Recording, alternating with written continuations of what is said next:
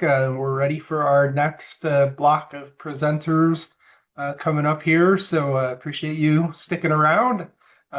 Just a reminder, we'll have two more presentations here and then a chance to participate in some group discussion and an activity with the other attendees. So you'll get a chance to talk with our presenters here. But let me go ahead and introduce our next group of presenters. Shawn Kim is Director of Cybersecurity Governance, Risk, and Compliance for Stanford. And we also have David Gundrum and Katie Johnson of CampusGuard presenting together with Shawn. And so I will hand it off to Shawn and David and Katie.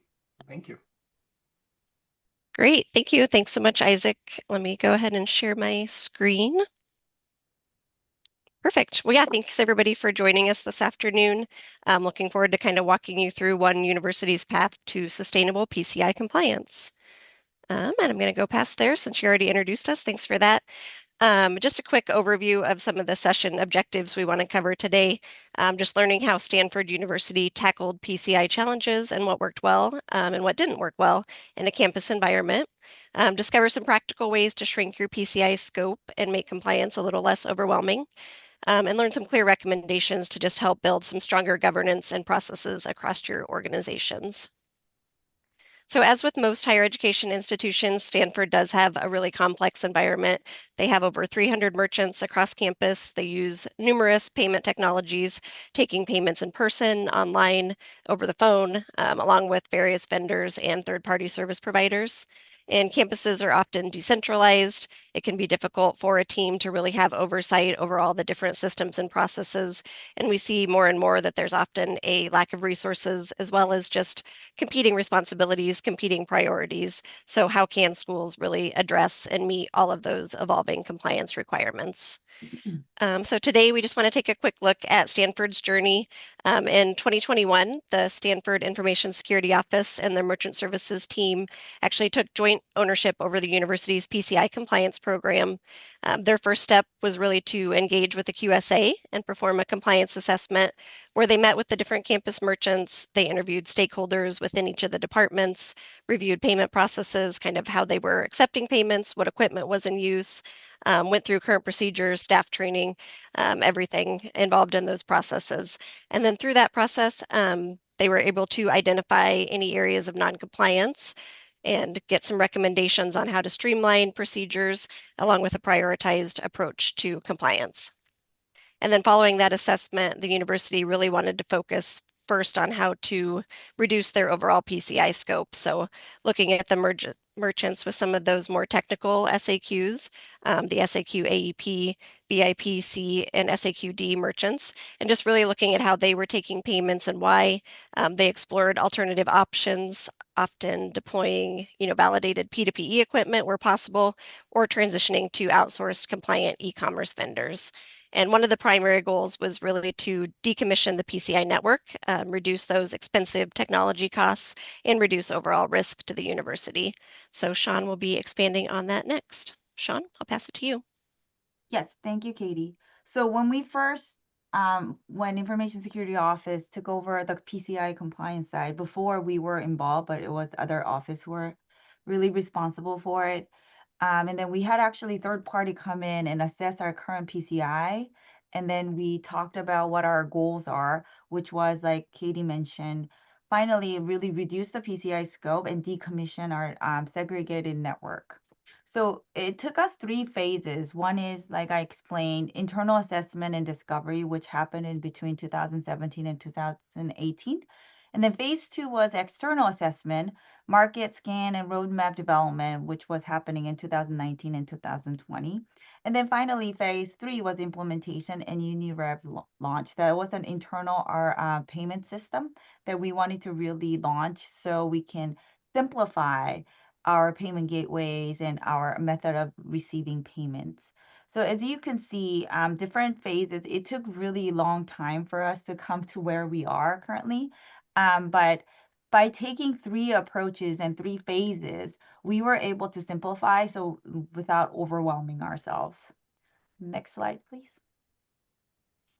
So like Katie mentioned, our big really goal was decommission PCI network that was going on for over 10 years. So we had, as you can see, the PCI network status was we had like 6 PCI still active in 2024. So we really had to work with many different teams and the merchants, of course, because we had to meet merchants one by one, really listen to their case, why they have to use the segregated PCI network or the workstation, and try to find the alternative solution. So we end up working with merchant services team to develop something that we call Cardinal Pay. At Stanford, we like to call most of the program Cardinal, so it's Cardinal Pay. It runs on the Stanford Open Network without really adding it to our PCI scope. And each merchant was redirected to a dedicated host merchant page for defined payment streaming.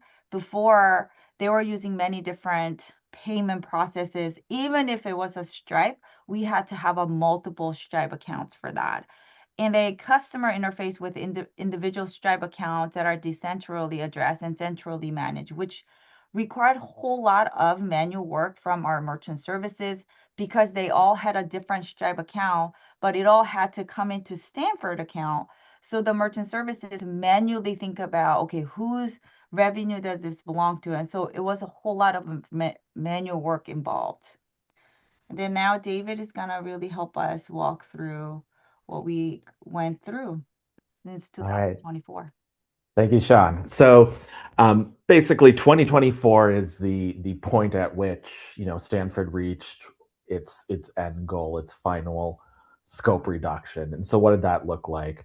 I would summarize it as standardization, right? Standardization, first of all, on self-assessment questionnaires or SAQs. Katie had earlier mentioned they were on a bunch of different SAQs that had a large number of requirements. So they reduced that down to SAQs P2PE and SAQA. Basically, for those who aren't aware, SAQ P2PE is basically a set of requirements that you attest to that says, hey, we're using an independently validated solution for payment terminals that, if we've implemented it according to the instructions, makes us eligible for this reduced set of requirements. Similarly, SAQA is all about outsourcing. So outsourcing, in this case, most of the time, e-commerce. And that kind of gets to expanding a little bit on the use of Cardinal Pay. So there are e-commerce challenges with university environments, particularly because it's pretty common. There are many disparate websites that could be involved in the payment or transaction flow for e-commerce, right? And the PCI DSS requirements have kind of expanded over time to no longer be just limited to instances where you're actually interacting directly with cardholder data, but also in situations where, for example, you might redirect to a payment gateway or payment processor from your own website. And so part of what Cardinal Pay was designed to do was help solve the challenge of having a bunch of different e-commerce websites all across, the university environment and affiliates, and consolidate them all into one solution that then is the one-stop shop, so to speak, where all those security controls get implemented. And again, in addition to all that, then the PCI network as well. Once everybody was consolidated onto Cardinal Pay and point-to-point encryption, the PCI network was able to be completely decommissioned. Again, reducing IT overhead, as well as just making reducing the number of actual obligations that require money to support, in addition to FTE costs. So next slide, please. So going forward from 2024, there's a lot on this slide, and I know we have limited time, so I'll probably brush over and focus on the things that I think are the most important. Basically, transitioning from the more project focus to the operational focus is often a challenge for institutions, and Stanford has put together, this approach with an annual compliance calendar, right? And the couple things I want to focus on here are those first two on the top left, the merchant surveys and merchant assessments first. So the merchant surveys are really a lightweight way of polling the different areas that are responsible for accepting payments and saying, okay, what has changed in your environment? Are there any challenges? New service providers? Are you looking to implement something different? Are you looking to take payments a different way? That kind of thing, so that you can actually get a really quick, high-level view of what exists in your environment and get ahead of anything that you need to look into. Then the assessment part is saying, okay, let's pick some areas every year to actually look into in much more detail, evaluate everything that they're doing in that department or functional area.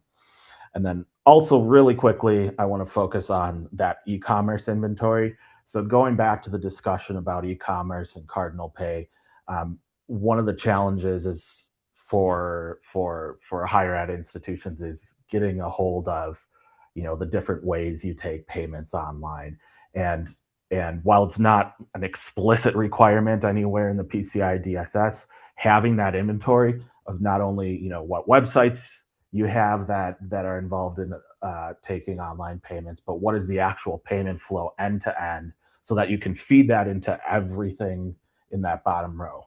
Vendor oversight. So, what service providers do you actually have that you're relying on?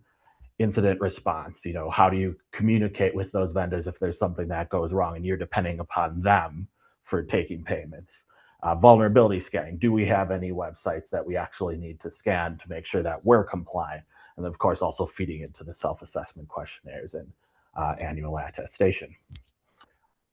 Then finally, really quickly here, the one thing we didn't talk about is voice over IP. So really quickly, this is a challenge for a lot of higher ed institutions. Basically, the PCI rules treat voice traffic going over IP the same as any other type of cardholder data going over IP. So what that means is, the PCI DSS is rigid and it doesn't really play well with modern architectures, especially if you're talking about, using cloud-based VoIP solutions or hybrid where you can move location to location and have soft phones or something like that. So Stanford has been working towards, strategically addressing those challenges. And that started really by, once again, getting an inventory of everything they've been doing, understanding, what are the risks, what are the business needs, what's actually being done right now, and what alternatives do we have. And then from there, they've been moving towards, evaluating what are the actual options that we have, and actually moving forward with implementation of a solution that can help de-scope those areas that still do need to take VoIP-based payments. And I don't know, Shawn, if you had any more specifics you wanted to talk about there. Otherwise, I'll let you talk about lessons learned. Yeah, I know we talked about a whole lot and that it actually happened in many years. So there are a lot of lessons learned, and we wanted to share that with you. Be prepared to uncover hidden risk. So this was only possible because we decided to meet merchants one by one. It took us a long time when Information Security Office took the PCI compliance responsibilities. But we decided to meet with merchants with the merchant services because merchant services already had really good relationship with our merchants.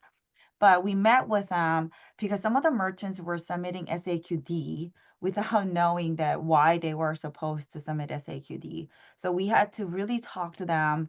But during that process, we found a lot of hidden risk that they were using some different vendors. They were using vendors that, and then accepting some SAQ, not for service provider, but just accepting their SAQs. So be prepared and look for that. And it was really important for us to clearly define roles and responsibility. There are 3 teams that were involved in PCI compliance, which was Information Security Office, a team called Enterprise Technologies team within the university IT, and then third team was the merchant services team. So we had to sit down and do the RACI chart to make sure, hey, who is the responsible for this? Who's gonna be the front-facing people? So we decided merchant services were gonna front-facing. They're gonna first initially talk to the merchant, and when it comes to PCI compliance, they would consult with us.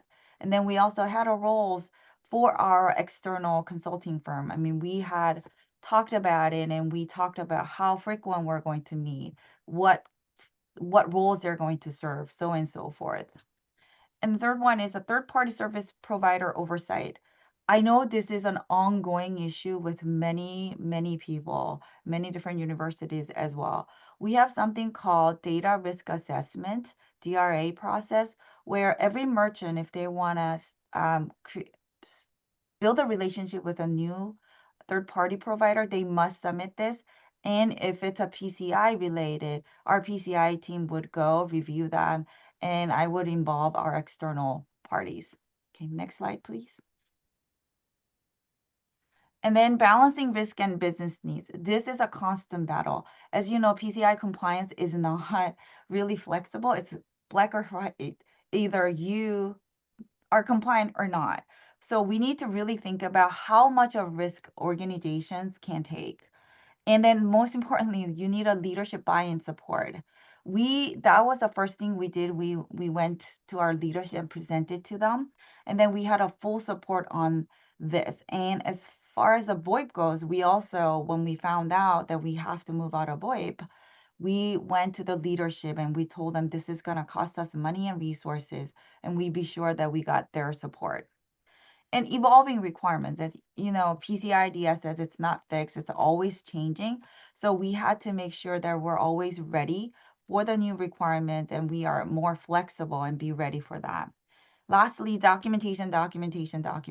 This has been a really struggle when I first took over PCI compliance, because we didn't have a full documentation, and I just had to rely on merchant services and their experience to do that. So we started really doing a lot of documentations. So as we're looking forward, what is Stanford looking forward in PCI compliance? So we're trying to mature the program. We did a whole lot of cleanup until now. So we're trying to see how we can mature the program by automating a lot of things, identify ways to stream the task, especially around training. And then we want to really clarify and verify merchant responsibilities. There are a lot of still confusion around what's merchant's responsibility, what they need to get, and being more proactive than reactive. We've been actually putting out a lot of fires, so we want to be a little more proactive and do more communication so merchants are aware of what's going on. And then we wanted to really prioritize third-party oversight because it's all over the map right now. And so what are our final recommendations? So I want to say, start with a clear goal in mind. In our case, we want to reduce the PCI scope, and we want to decommission our network, segregate network. But that's where you start, is understanding your current state. So you have a goal and you have current state, then you know the gap that you have to address. Of course, obtain the leadership buy-in and support. This is a crucial part for your journey. And build a relationship with the merchants and bridge gaps across functional areas. In this area, merchant services team, because they already had a really good relationship with our merchant, we were able to really move forward with a lot of our changes without really alarming the merchants. But us, Information Security Office, meeting with merchants one by one in Zoom, that really helped them understand that our goal is not to say no. Our goal is not to take things away from them. Our goal is to work with them to make sure that they're taking payments in a secure way. And you need to weigh options carefully and prioritize risk. And then finally, know that it will take time. PCI is a continuous cycle management, not one-time thing. So that's why it took us a long time for us to get here. And I know it's going to take a long time to stabilize and really streamline our whole process. Okay. And with that, thank you so much for your time. And we made it on time with 1 minute to spare. Thank you very much for all the great information about your program and the journey and the progress you've made. I really